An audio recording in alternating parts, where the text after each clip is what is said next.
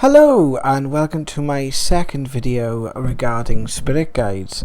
It has been a couple of days since I managed to get the last video done, and this is because I went through a tremendous experience yesterday.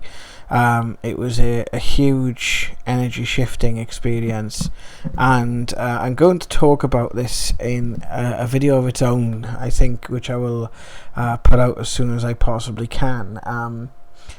It was just a really strange shift in energies that happened yesterday, particularly throughout the daytime. That was just kind of knocked me on my ass. Same was happening for Sam as well. We were both just having extraordinary experiences. It was a very trippy kind of day yesterday. I actually feel that I had a bit of a remote viewing type dream.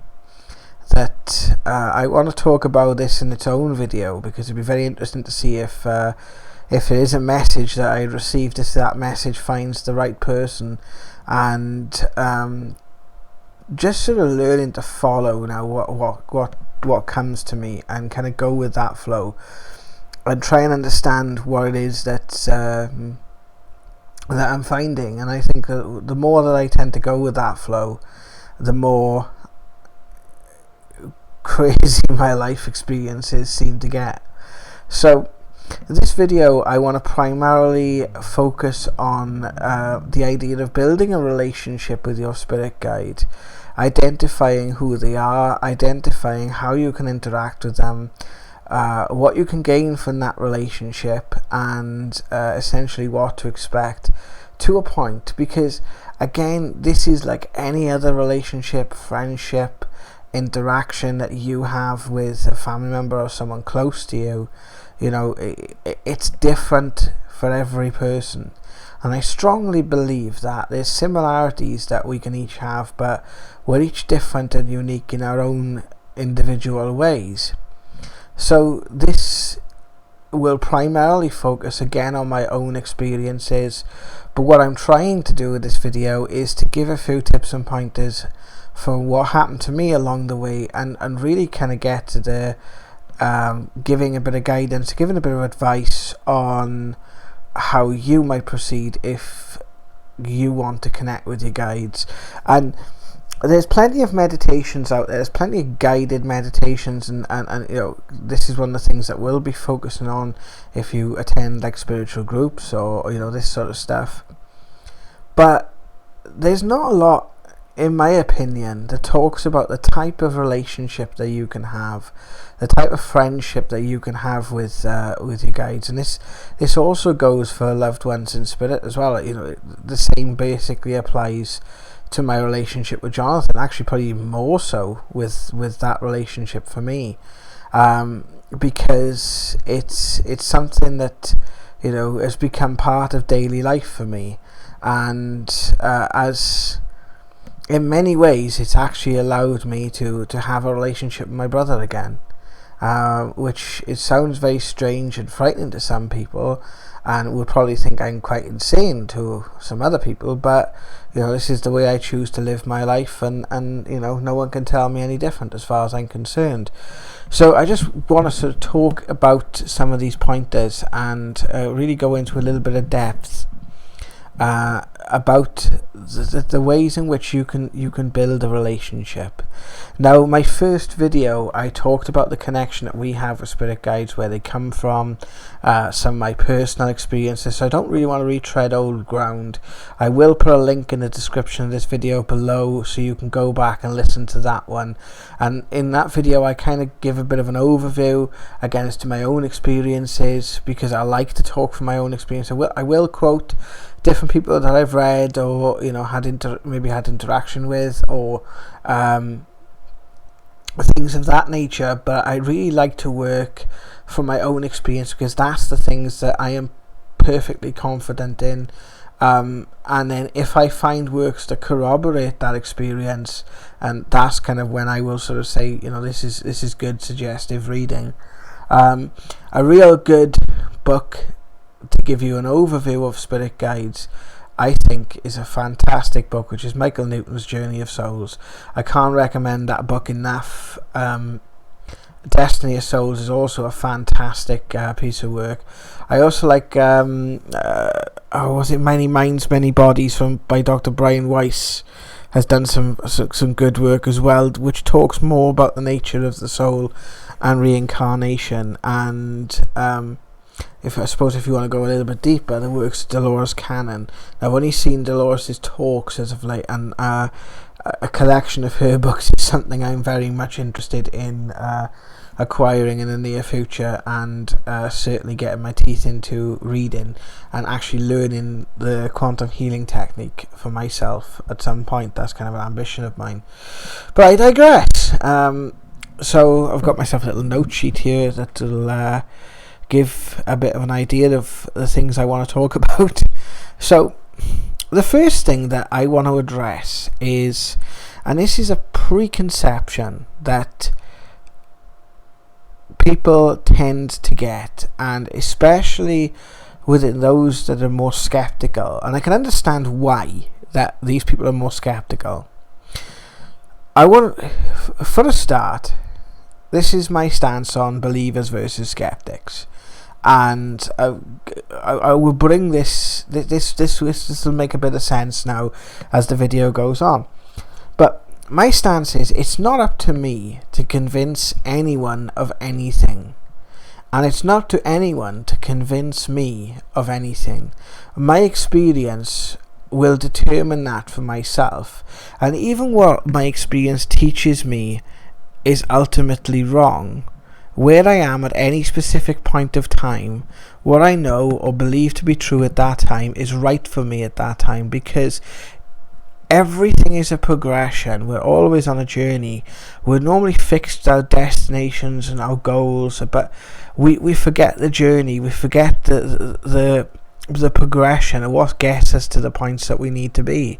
It is a lot of this in our culture now, isn't it? Especially in consumer culture.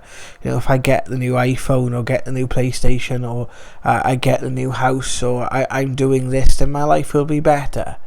And I feel one of the strongest messages my own guides and this sort of work has helped me with is that you make the change in yourself, and that's when things get better, and you are in a much better position then to manifest the things in your life, know where to put your efforts, know what things to try and what things to have a go at, where you would have the strongest chance of success. And I feel that if it's something that you've individually worked out for yourselves, if it's something that's like a yearning, a burning desire that you want to do, that is a goal that you want to reach, then you will get there. Because in terms of spirit, or in terms of our soul's way of seeing things, is everything happens at once. I've explained this on numerous videos before. It's exactly like a computer game. You put Grand Theft Auto 5 in your PlayStation. Everything that can possibly happen on that game is on that disc. And if you take the disc out of the PlayStation, everything that possibly could happen on that game is happening all at once, but in a state of information. So there are multiple roads, just like in any computer game, there are multiple roads to get to a destination. And whichever, this is like the kind of replayability factor. In many games there are different choices. Like there's games like Infamous and Fallout 3, for example, where you get to be the bad guy or the good guy, and you accrue, especially in Fallout 3, for argument's sake, you accrue karma, which decides on how you interact and how your experience interacts with the game. And I actually just feel that life is not much different to that. So this is the thing that a lot of people who are skeptical think that you're doing. You're giving your power to a higher power. Your spirit guides, your loved ones in spirit, they are not a higher power. They are, even if you're working with a higher form of consciousness, like angels or dragons or whatever sort of forms of higher consciousness you choose to be working with, at any particular point in time. So just something going on at the back there. At any particular point in time, you have the ultimate choice. You have the ultimate choice as to because your free will has to be respected. If it worked another way, your parents would make mistakes, and because your parents make mistakes, you wouldn't make them, because you would listen to your parents, and that would determine how you move forward. And there's multiple times my father, mother, and other people in my family have turned around to me and said, I've been down this road before. I know where this road goes, and I wouldn't listen to them and end up making the same mistakes that they did, because it's lessons. How we learn is through experience. I've said before with regards to those that are skeptical about this type of thing, I could produce a document that is 1,000 pages long, goes into all the science behind it, which is much more than mainstream media would like you to believe. That there's a hell of a lot of scientific experimentation, even things which have been peer reviewed, which call into question our mainstream understanding of the nature of reality. And if I kind of lost my trail of thought there, if we were meant, if I give you that huge document and you read it, and you might think, yeah, this is really intriguing. Okay, fair enough.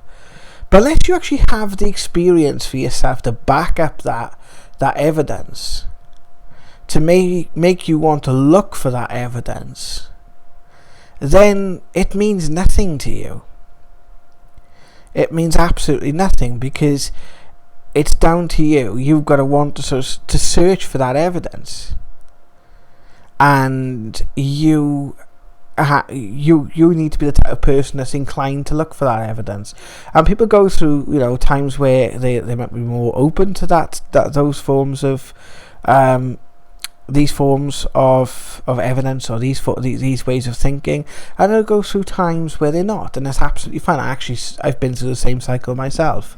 So I feel that your spirit guides they're not a higher force. They may have more knowledge, they may have more experience, they would definitely have a much deeper understanding than you are, but your free will has to be respected, and you are the one that's ultimately responsible for your own spiritual growth. You are the one that's ultimately responsible for your own what you do, your own decisions.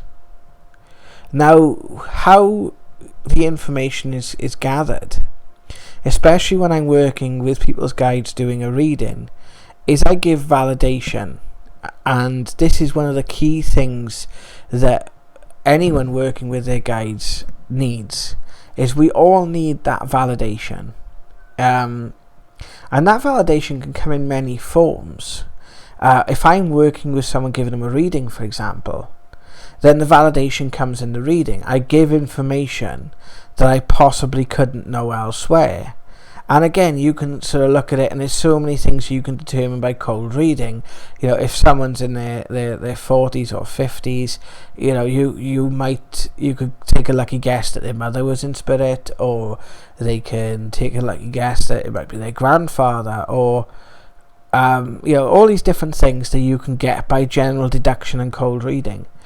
When you actually pick up these little things that you would, like names, that you won't always get names in reading. Some people work with names, some people don't. I get names. I love it when I get names, because it's absolutely fantastic when I get a name, because that is true validation. There's no way in hell I could know a person's name unless I had any prior contact with them before, and in many cases I don't. Or if I get one of the funniest things I get, which I think is fantastic, is when I get things like tattoos that are hidden, And there's no way in hell I would know that this person has this tattoo, yet I see it, and there you go, there's your validation. But when you're working with your guide yourself, the validation comes through other forms then. So the first thing to get to understand is the signs in which your guide is trying to contact you. Now, if you want to get to know your spirit guide's aware that you want them to get to know. Your spirit guide is aware that you want to contact them. But though your spirit guide will probably know you even better than you know yourself, they still have to work out a way to communicate with you that your conscious mind will take and understand. Now that's the tricky bit. So there's several signs that they can give that they're around you. Obviously there's the clairs. So there's clairvoyance, which is seeing things, clairaudience, clairsentience, obviously ESP, extrasensory perception. So all these different sort of psychic things that we can pick up. So this could be hearing someone talking to you when you're going to bed at night or waking up in the morning, being shown something, even if it's like, sometimes it can be something really, really obscure, like being shown where a piece of jewellery has fallen behind something, or being shown something that is due to happen,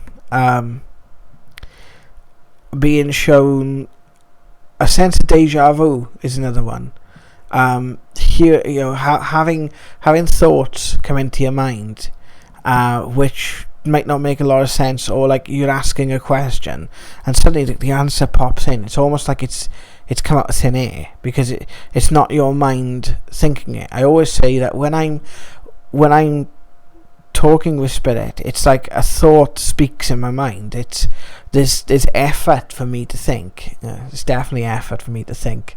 Many a times it's an effort for me, especially first thing in the morning. That's really an effort to think about anything at that point. But there is actually a physical sensation when you think. So start to become aware of your thoughts is one of the signs. Start to become aware of your thoughts, what you're feeling, what you're thinking, what you're seeing, and what you're hearing. So if you hear something that's a little bit out of the ordinary, stop what you're doing. Take a couple of seconds, take a nice deep breath and close your eyes. Just breathe in, breathe out. And see if anything else happens. See if something happens again. And then there'll be a validation. Now the hardest thing to do when seeking validation is the fact that you will doubt. You will start to doubt what you're thinking, seeing, feeling and hearing. And even if you have physical manifestations, like one of the things that is a physical manifestation, which I didn't believe at one point until it actually happened to me, was white feathers. Randomly finding white and black feathers around is another sign. I've had times in my life where I will literally go around and I would literally go around and all I could see is white and black feathers.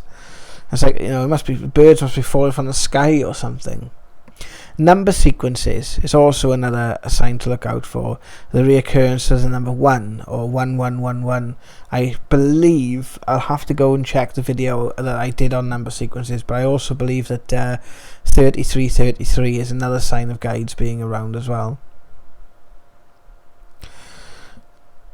So start to become aware of these signs and start to understand that these signs are someone trying to tell you. So that is the first thing. And obviously then actively try a few guided meditations. I will put a guided meditation about spirit guides on this channel. This will probably be in part 3. Your spirit guide will understand that it takes many attempts for you to get things right, and they're very patient. Now, I've had many fights with my spirit guide, because it's those interactions that have helped me to understand and helped me to find my own power. This is an ongoing process, and this is why I'm making these videos. It's an ongoing process but even like sort of recording earlier videos on this channel, you can go back to 2013 and have like the Ask Jared series and see how nervous I am talking. I look back at the last videos I've done, and they will push you out of your comfort zone, and at the time they will give you information and you might not understand why they're giving you that information. It might not make sense to you. I'll actually look back and go, if I had listened to them back in 2014, 2015, I'd probably be in a much stronger position now than I am at the moment. But I had to take that journey. That was my journey to take. That was my decision. And I've had the experiences of going down that road and understanding that road. Because one of the things that your guides can teach you is to help you understand the cycles of your life. Because everything that happens to people, or everything I have, it will be in a cycle. Karma is a cycle. You make certain decisions you have which cause certain effects. Those effects then come back to you, which prompt you to make either the same mistake again or a different decision. The one I can personally vouch for is I always go back to the first Facebook page we had, and it got to the point where I just literally had an inability to handle the amount of people that were asking for things on there, and some of the feedback especially the negativity that I had. And it's one of them things that it's your greatest gift, worst nightmare kind of a deal, because it breaks down that it's not when people were giving me negative feedback, I had to learn that they're not giving negative feedback for me, it's what they are feeling. But because I was getting personally associated with the work I was putting out there, I was taking offence and I was drawing that negativity to me because I was biting back. By stepping away from it for a time to regroup, learn and move forward and understand what the experience was trying to teach me, then would make me better equipped to work further down the line. It's always a work in progress, because I was paying probably attention to the maybe 20 or 30 people that were being very abusive, and paying very minimal attention to the 1,600 people or 16,000 people that were actually being very supportive of the work that we were doing, but also not understanding that we were actually going through a change. A lot of the change that I was seeing back in 2012, 2013, when we ran the original Spiritual Worlds page on Facebook, a lot of people were changing, and a lot of the trends were changing. And not so much, I'm not a follower of trends, but people will be becoming much more open. They were becoming much more wanting to experience and see things for themselves, which is an absolutely fantastic thing.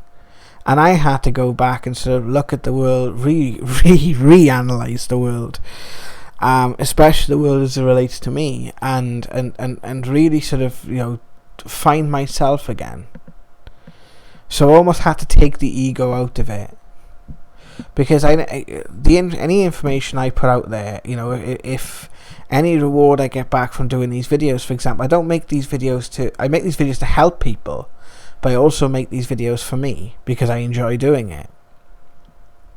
And that's the exchange. You don't do it for fame or for money. You do it because it's fun, and you do it because you just genuinely want to help people, and you know that the rest will come round and take care of itself. This is where I talked about in the last energy shift video about letting go and allowing these things to come to you. So they will help you to understand these cycles, and it takes time for you to actually get to know and understand these cycles, because they can't give you information all at once. And many people who've been down this path will say this: information comes in dribs and drabs. And I think the Dolores Cannon analogy I love about best describes this. It's just, you don't give a baby steak. You know, first of all you give it milk, then you might give it cereal, then you might give, build up and build up and build up until its body is to a point where it can handle that, handle the steak, and then obviously it can eat steak when it's maybe, aged a couple of years or a decade or so. That's what, when I go through all the documentation, because I document as much as possible, and that's one of the things that I found very, very valuable, is to document your experiences. I record it in audio, I record it in video, I write things down. I prefer audio for the simple fact that to write things down for me takes an age, and I'll probably lose the bit that I've written down. With the audio, it's all in one place, and I can just look back over it. And I'll find there's little dribs and drabs of information that you can that you get from your guides and you get from spirit, and you might not understand them all at first, and you'll find that information will come back around. And once you sort of start putting the bits and pieces together, excuse, there's a phone vibrating there. Once you start putting those bits and pieces together, then you'll start to understand what they're trying to tell you, and it starts to help you live life much better, because you understand things better. You might understand why you are where you are now, for example. Even something silly like why you're in the house you're in now, or why you're in the place you're in now, perhaps if you don't like being in the place that you are. I'm very lucky. I quite like the place I'm living in. I quite like the house I'm living in. So you start to get these senses when they start working with you, and you start to, it's a journey. When you get to know them, you start to understand the process. And again, this takes time. For some, it will take no time at all. For others, it will take quite a bit of time. It took me a couple of years, and I'm still working with it. And one of the biggest things that you can do is spend time and talk with them. One of the ways that Sam does this is she sits down and she just writes, and she just lets them talk when she's writing, and then reads it back. The amount of times that her writings have come back and I'm like, you're not making any sense. And after a while they start to. I remember writing one once, and you'll soon meet the masters of space and time. I was thinking, what the hell are you on about? This is a load of bollocks. I'm making this up. About 4 months down the line, I meet a group of wizards, and people, good friends of mine now. Sean, who you've seen on this channel, has very much told me about how time works, and very much introduced me to different ways of thinking and understanding the world.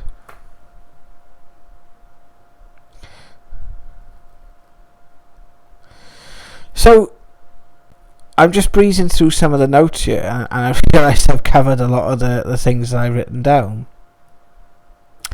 Your guides will always be quite encouraging. Even sometimes they might say things that, perhaps that don't meet your expectations.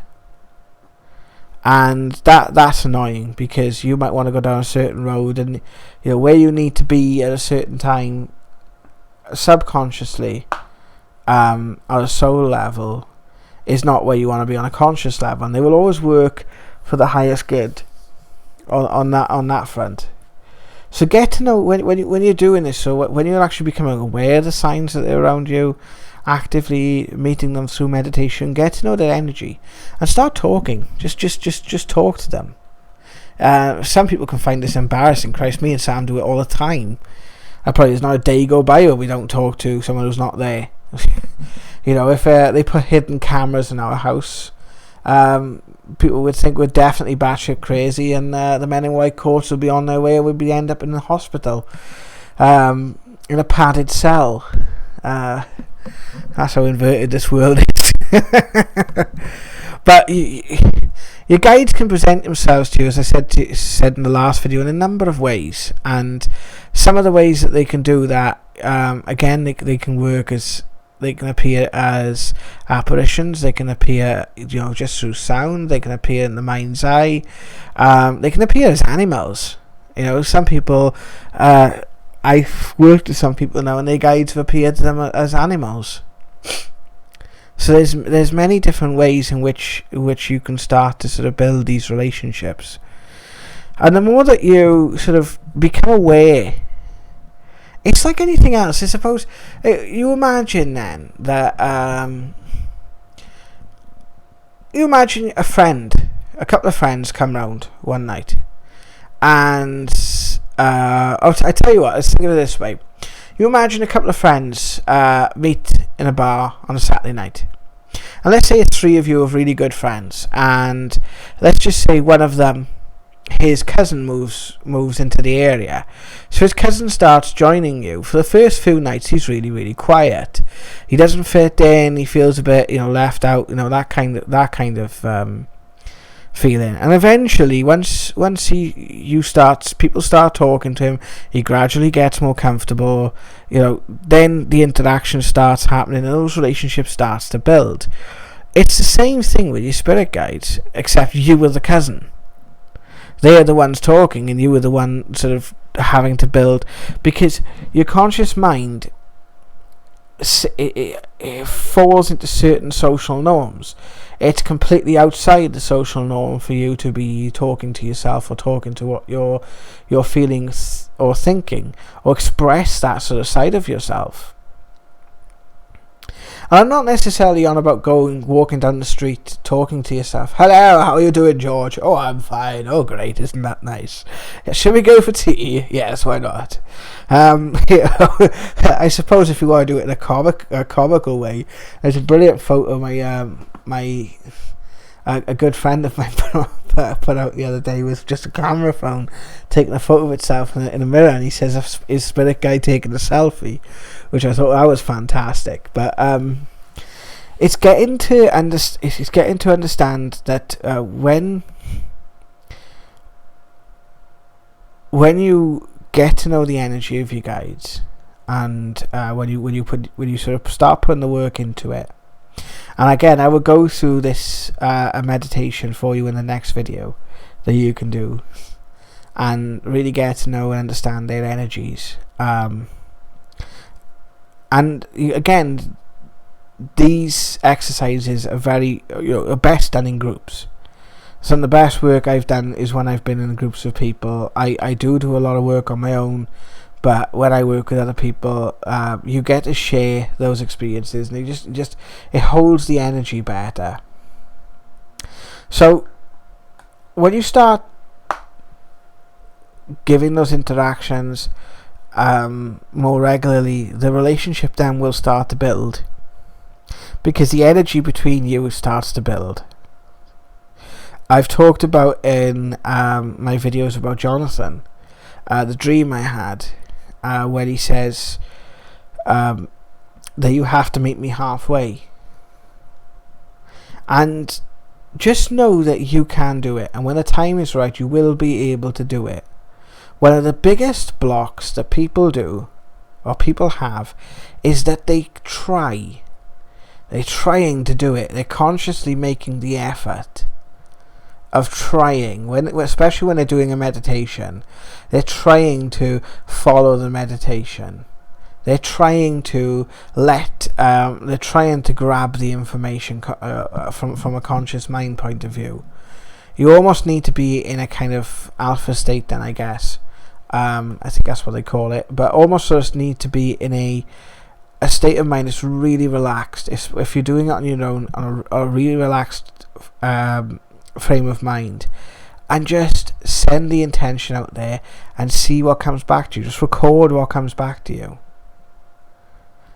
I would recommend, before doing any guided meditation, especially if you're doing it for the first time, looking up a grounding and protection meditation. I do have one on this channel. It works for the chakras. It's a really good grounding, balancing and protection meditation. It's really good as well if you want to put your intent out there. It helps you with overcoming self-doubt. It's a fantastic one that I was given last year, which is on this channel. I will also put a link to that in the description below as well, so you give that one a try. Always try and do a guided meditation that does a grounding and protecting first, because it helps you work with your energies. The other thing that also helps with me is identifying if it is a guide that is on the up and up, because there are many entities out there, and I always ask for a blessing, and I only ever accept a response from a recognized deity that I know. Basically, I will always work with God bless you, for the simple fact is that it's just such a nice thing to say to someone. It makes me feel good. And because my understanding of God is the source of all knowledge, the universal architect, and not the religious God, I'm more than happy with that on that sort of level. So try different methods, meditations, get to know your guide's energy, get to just understand when they're trying to talk to you, and also don't feel free to step back if they come too close. Don't let yourself be clouded, and always remember, if you're doing a guided meditation, to do a closing down afterwards. A closing down that I like to do is quite simply, and I'll do this in the meditation, is to picture a door in your mind. You close the door and you lock it 3 times. Again, because you're tuning into those energies, and if you're not used to them, they can drain you.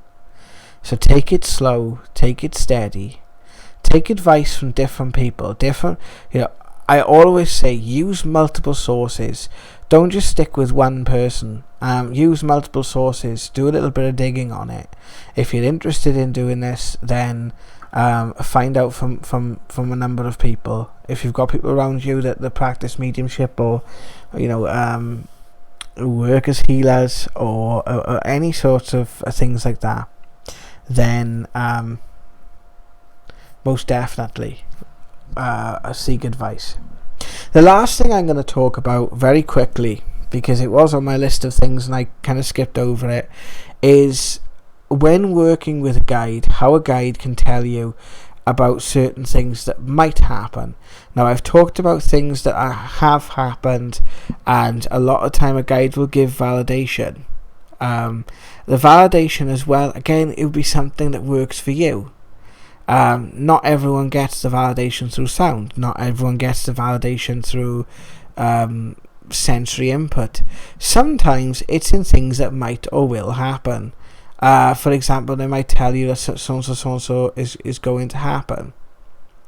The way, I think there's an article on our Spiritual Worlds website, which I think is called Reflections of Life Choices, Everything Happens for a Reason.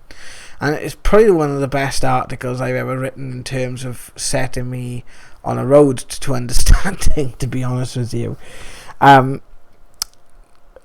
Spirit work in timelines, because ultimately everything is down to free will.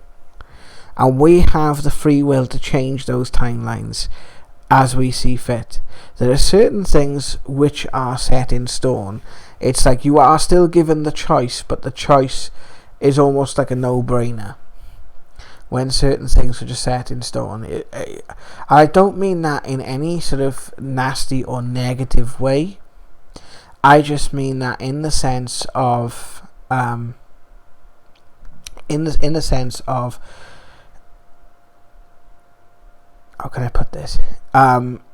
You will just have, you will be in a situation where you can either sort of stay somewhere where you're happy or go somewhere where you're sad. So it'll be a choice in that sort of respect. But normally spirits see things in timelines and can give you information based on a projected timeline. For example, let's say, for example, you have come up in a reading then that you're going to get a promotion in work.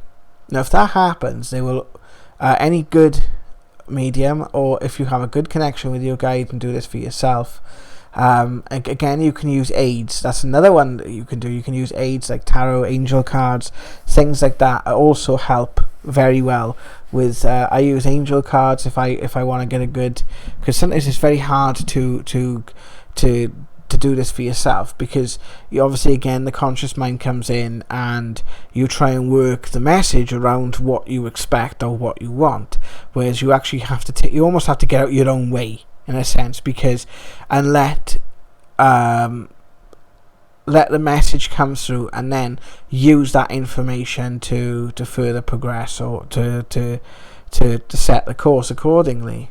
Because if a timeline's not going somewhere to your liking, for argument's sake, let's say, for example, you use a promotion at work.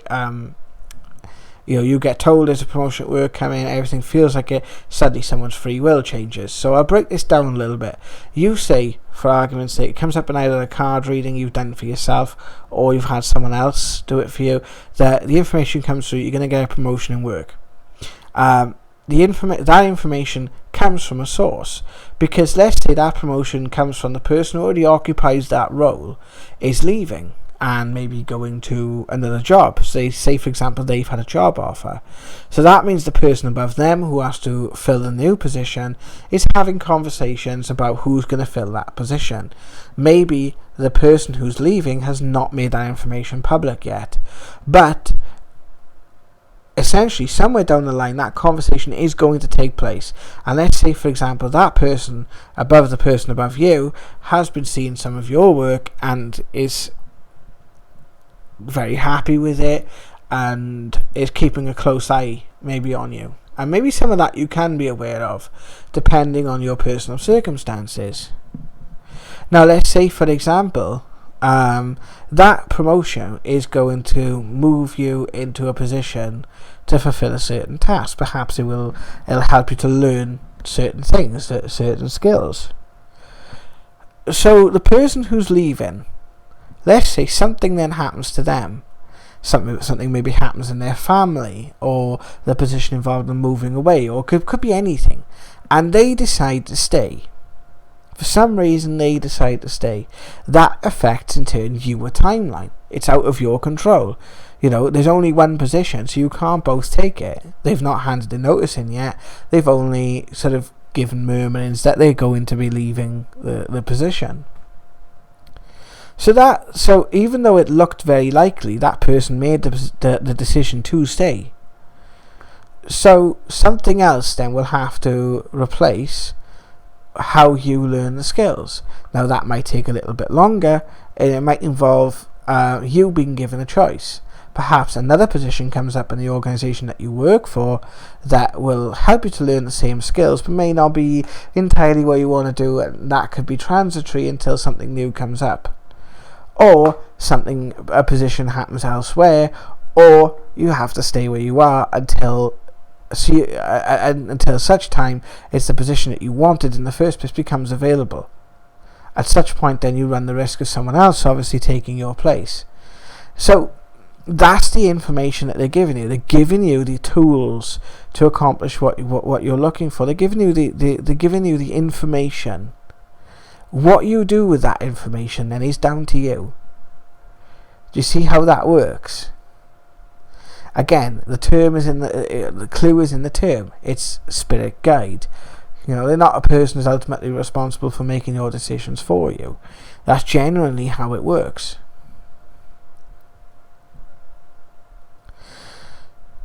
So that was the last bit that I wanted to cover with regards to this. I hope this has been beneficial to you. And again, it's just giving you a little bit of insight of what this relationship can be like. Again, you can have multiple guides. One of the things that I find is what I do want to stress is a guide will not give you any negative information. They will not be manipulative in any way, shape or form. They always will guide you in a way that has your highest good at heart. If you feel that a guide is giving you information that isn't for it is quite negative, then question them on it, just like you would anyone else, because again, they're not higher than you. I have absolutely grilled one of my guides at one point before when they'd given me information and I was very unhappy with what I was given at the time, and I really questioned them on it, and they did step back for a while because that was my choice. I had to learn and understand a certain piece of information for myself, and they were always there if I needed them, but they maybe weren't as much in my face at the time, because it's almost a case of sometimes when we go through this development, you will find it's a healing process.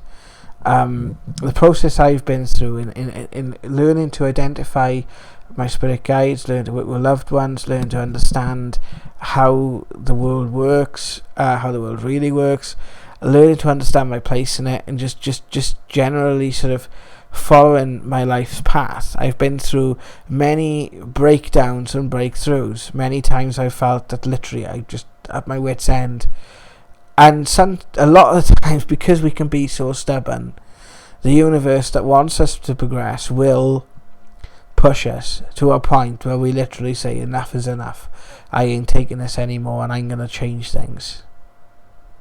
And that's another video I'm going to do at another time, is showing how powerful that we are to change our lives, showing that we have the ability to change our lives.